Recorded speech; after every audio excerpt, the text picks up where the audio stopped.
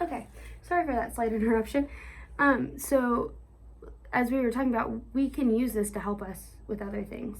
So when maybe we have an issue with somebody at school, school is one of those places where you have 100 people, more than 100, hundreds of people in one building, and you're all the same age, and you're in a really stressful time. And so sometimes emotions and things get weird, and you can't really always express how you feel, even when you have these skills like we've been talking about.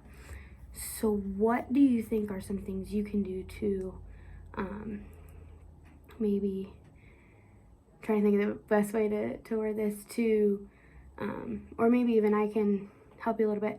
We can think of some ways to maybe use what we've learned to when we're dealing with conflict with our peers, because it's really the same thing. So do you think if you have someone your age, because your brothers are a little bit different age, you have someone your age that maybe you're having, issues with, you're fighting, things like that, do you think you could kind of use these same tools to help you? I think it could, but also with the newer age, it's harder with the surrounding of people, because people your age are a lot more judgmental than somebody who's older than you. Yeah, and you have different different things, like, yes, different viewpoints, and peer pressure is a huge thing. And with you and your brothers, it was like a one-on-one thing, but with siblings, with peers, it tends to be like groups of people doing different things.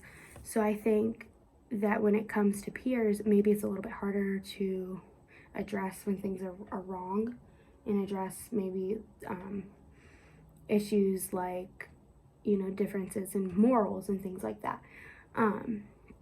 The best thing about getting these tools now is that if something comes up, that you can, first of all, always bring it, here, but you can kind of have time to process different things too. I think one thing for your age group that is kind of a plus is you aren't fully committed to like one group of people or one way of thinking, and so you can kind of gather all the viewpoints and then use them how you see fit. Kind of, maybe you say, well, I agree with this viewpoint of this group or whatever, but I don't necessarily agree with this group, but I don't completely disagree with either one.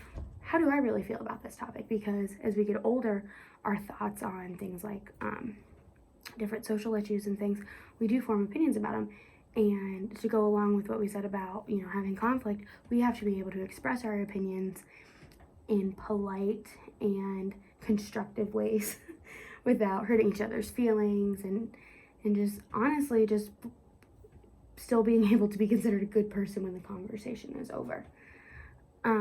So it looks like we're nearing the end of our time. So I think for this next couple weeks, maybe focus on just really listening to our friends and kind of gathering in your mind what you agree with and what you don't about different topics, and seeing if you can figure out how to express those agreements and disagreements in polite ways and in constructive ways where you can have dialogue and conversation with each other.